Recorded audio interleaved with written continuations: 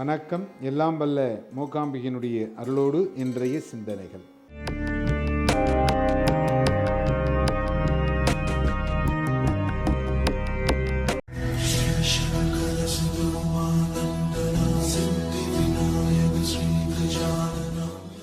முருகன் என்றால் அழகன் என்று பெயர். இது எல்லாருக்கும் தெரிஞ்சது.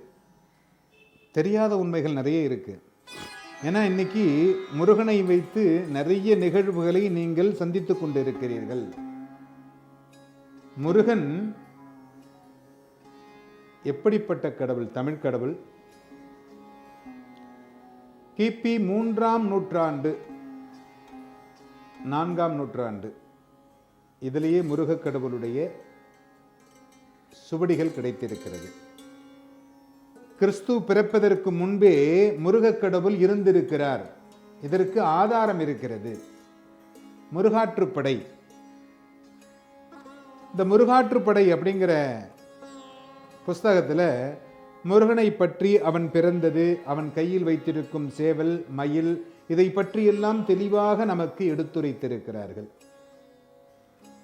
இன்றைக்கு முருகனை நாம் தமிழ் கடவுள் என்று சொல்லிக் கொண்டிருக்கிறோம். இது தமிழ் கடவுளா?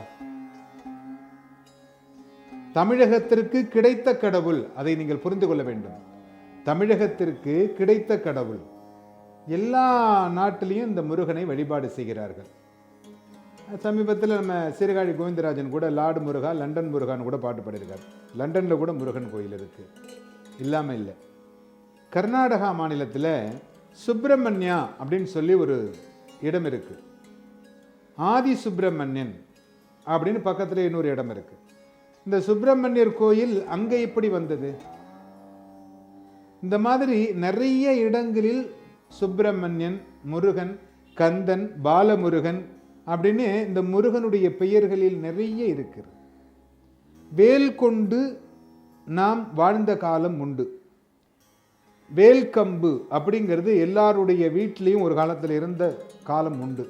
ஏன்னா அன்னைக்கு வெப்பன்ஸ் அப்படின்னு சொன்னால் வேல் தான் எல்லாரும் கையில் வச்சிருப்பாங்க. ஏன் அப்படின்னா முருகனுடைய ஆயுதமாக அது இருந்தது.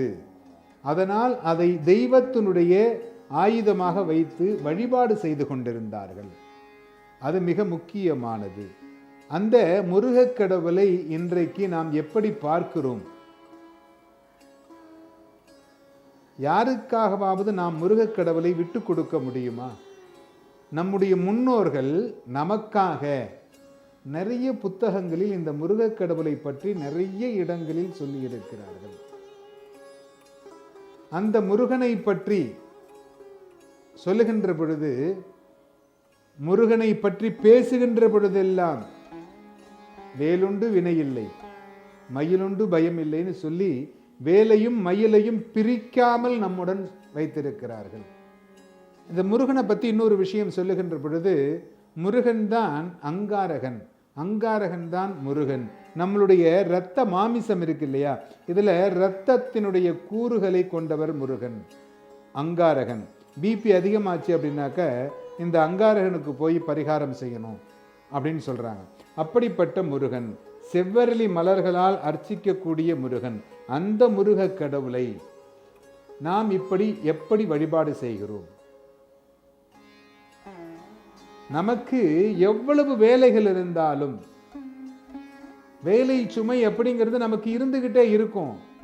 ஏன் அப்படின்னா நம்ம முன்னாடி இருந்த மாதிரி இப்ப இல்லை.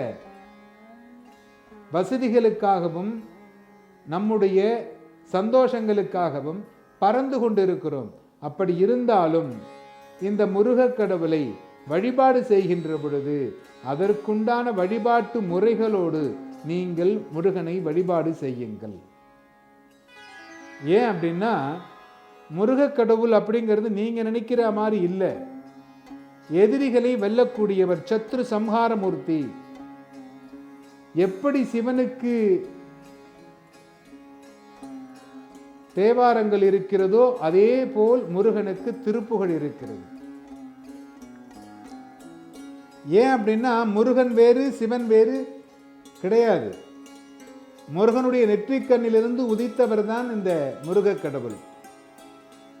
ஆண்மகனாக இருக்கக்கூடிய ஒரே கடவுள் இந்து மதத்தில் மட்டுமல்ல, எல்லா மதத்திலும் ஆண்மகனாக இருக்கக்கூடியவர் முருகக் கடவுள். பெண்ணோடு துணை இல்லாமல் பிறந்தவர் முருகக் கடவுள். சிவபெருமானுடைய நெற்றிக் கண்ணிலிருந்து உதித்து வந்தவர், அக்னி பிழம்பிலிருந்து தோன்றியவர். அப்படிப்பட்ட முருகக் கடவுள் திருப்பரங்குன்றம். இந்த திருப்பரங்குன்றத்தில் குடைவரை கோயிலாக பல ஆண்டுகளுக்கு முன்பே, பல்லவர் காலத்திலேயே இந்த முருகக் கடவுள் அங்கு வழிபாடு செய்திருக்கிறார்கள். அதற்கான ஆதாரங்கள் நிறைய இருக்கிறது. ஏன்னா இது குடைவரை கோயில். இந்தியாவில் தான் குடவரை கோயில் அப்படிங்கிறது மிக அதிகமாக இருக்கக்கூடியது. அதுவும் குன்றிருக்கும் இடமெல்லாம் குமரன் இருக்கும் இடம் அப்படின்னு சொல்ற அளவுக்கு முருகனை வழிபாடு செய்திருக்கிறார்கள். ஏன்னா குறிஞ்சி நிலத்திற்கு உரியவன் முருகக் கடவுள் அப்படின்னு சொல்றாங்க. அந்த நிலங்களை 5ஆக பிரித்தவன் தமிழன்.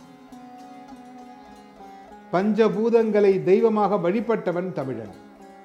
அந்த பஞ்சபூதங்களுக்கு கடவுளுடைய பெயரை வைத்து வழிபாடு செய்து அந்த பஞ்சபூதங்களை எப்படி வணங்கலாம், எப்படி வணங்கினால் இந்த பஞ்சபூதங்கள் நமக்கு அடிமையாக இருக்கும்.